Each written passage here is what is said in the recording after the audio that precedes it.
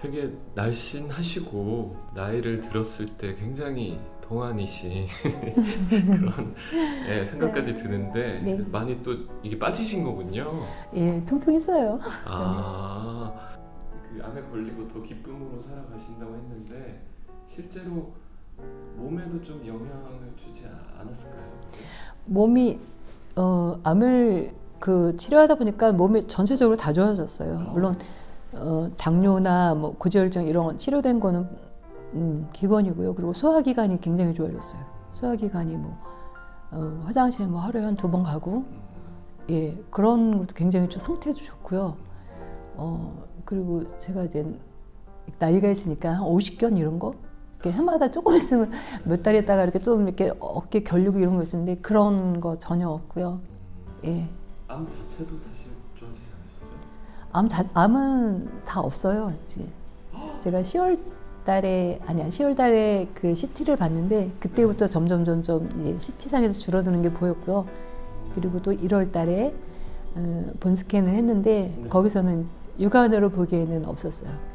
다발성병 전이가 없어졌다고요? 예, 그래서 교수님이 전에 그거하고 이렇게 비교해서 보여주시더라고요. 전에 이렇게 있는데 예, 전혀 없더라고요.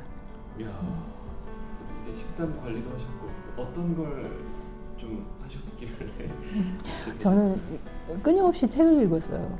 그러니까 끊임없이 이제 도서관 가서 책 보고 유튜브 찾아보고 암에 대한 거요? 예, 그런 책들을 보고 이제 메모하고 그리고 황성주 박사님이 쓰신 거 책 3권 있죠. 그것도 한 2번 읽고 읽으면서 이렇게 줄치고 다시 보고 그렇게 하고요.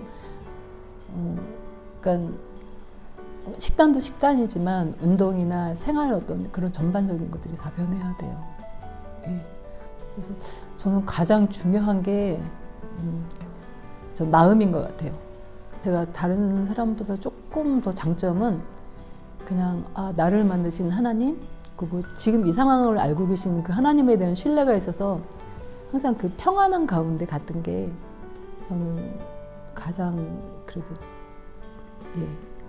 낫는데 유리한 부분이었던 것 같아요. 황성주 박사님은 책을 통해서 알게 되신 건가요? 아니 홈쇼핑에서 저기 생식으로 알게 됐죠. 많이 드시고 계신? 아니에요. 상식은 안 먹었어요. 그러면 이 병원에 오시게 된 계기라든지? 유튜브 이런 데서 사실은 저는 저기 서울 그쪽으로 가려고 했었어요. 근데 어떤 분이 여기 판교에도 있어. 그 얘기 듣고 이제 그럼 가까운 데 가야 되겠구나 하고 온 거죠. 황성주 TV를 아마 보지 않으셨을까 생각이 예, 제가 유튜브를 하도 많이 보다 보니까 황성주 박사님이 그 강연하는 거 봤는데요. 근데 솔개인가? 그 얘기를 하셨어요. 근데 솔개가 이제 뭐 한 나이가 어느 정도 되면 그런다 그러더라고. 자기의 어떤 죽음을 그대로 맞이하든지 아니면 자기의 어떤 부리를 먼저 이렇게 다 쪼아서 뺀 다음에 바위에 부딪혀서 그 다음에 그 부리로 날개를 하나하나씩 다 뽑는다. 그래서 이제 제 다음에 생을 준비한다. 그 얘기가 굉장히 마음이 와닿아서 그럼 나도 결정을 해야 되겠다. 이렇게 암을 그냥 받아들이든지 아니면 철저하게 그 솔개처럼 나의 부리를 빼고 어떤 그런 나의 육체적인 어떤 그런 삶도 바꾸지만 나의 마음도 바꾸고 새로운 다른 그런 미래를 준비해야 되겠다. 그 말하고요. 그리고 치료된 다음에 죽은 듯이 가서 죽은 것처럼 살아라. 이제 그 얘기를 하셨는데 저는 그거를 들으신 분은 어떻게 그렇게 살아요 사람이 뭐 스트레스 받는데 어떻게 그렇게 살아요 이제 그 얘기를 하시는데 저는 바로 받아들여졌어요. 그래서 모든 것들에 대해서 그렇게 감정의 기복이 없는 것 같아요.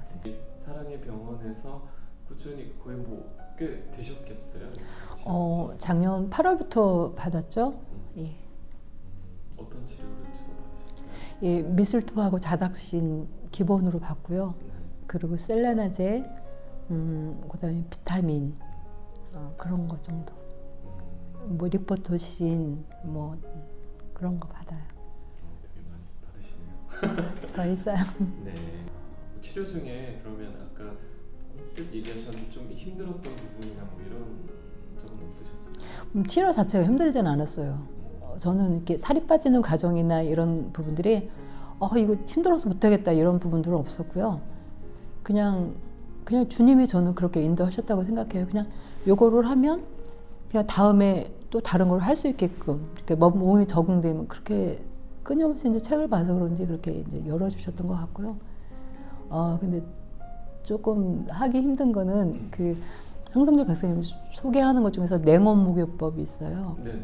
예, 참 냉탕에 들어갔다가 온탕에 들어갔다 이제 그 반복하는 건데 저는 그거 굉장히 힘들었어요. 찬물로 막 이렇게 할 때 뼈가 저리더라고요.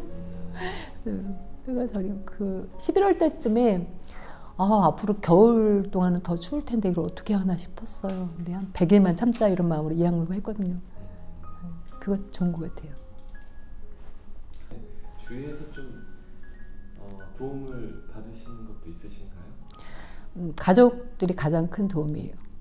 그러니까 어떤 저를 이렇게 뭐 케어해주고 이러진 않지만, 그러니까 말 한마디, 그러니까 제가 이제 존경하는 저희 남편이 굉장히 저한테 많이 힘이 됐어요. 그러니까 암이었을 때도 지금 이렇게 여러 가지 치료를 받고 있는데도 그러다가 잘못되면 어떻게 하냐고 더 받아야 되는 거 아니냐고 지금도 조바심하고 있고요. 그리고 가끔 이제 뭐 꽃도 보내면서 기분 풀어라 이런 얘기도 해주고. 멋있으시네요. 예, 당신 없으면 안 된다고. 자기 모든 것을 다 들여서라도 널 낫게 해주겠다. 전 사업을 하는 일을 좋아하는 분이라 일을 쉰 적이 없었어요. 저하고 이제 살면서 항상 이렇게 일을 쉰 적이 없는데 그거를 다 내려놓고 나서라도 뭐 산에 가서 만약에 치벽이 있는다면 그렇게 하겠다. 저 그 말에 솔직히 되게 감동받았어요. 그 사람이 어떤 사람인지 알기 때문에. 근데 이제 그런 것들이 이제 마음에 굉장히 이제 응원이 되고요. 그리고 딸들은 제가 가사 일을 잘 못하는 부분들을 굉장히 많이 채워줬고, 그리고 아들은 딱 필요할 때 제가 이제 뼈 그 PET 사진 봤을 때 그때 좀 안 좋았었어요. 막 이렇게 암이 쫙 퍼져 있는 걸 보니까 기분이 그래요. 그래서 내가 이렇게 열심히 했는데 이런 거 소용없는 거 아니야? 이제 그러고 하루 막 그랬는데 그때 아들이 엄마 지금 엄마가 그 하는 거 하고 그 이렇게 지금까지 잘 해오고 있다. 지금 잘 하는 것 때문에 이게 이렇게 암이 생긴 게 아니다. 그대로 가면 된다. 그렇게 위로해주고. 그러니까 과거에 쌓였으니까 지금 이렇게 온 거다. 예, 그렇죠. 그러니까 지금까지 잘 해오고 있는데 이게 소용없는 짓이 아니다. 엄마 지금 이렇게 잘 하고 있고 이 결과하고 상관없다. 이제 그렇게 얘기를 해줘서 다시 그렇지. 그러니까 남자들이 조금 더 이성적인 면이 있는 것 같아요. 남편도 그렇고 아들도 있으시고 딸도 있으시고 그러시네요. 네.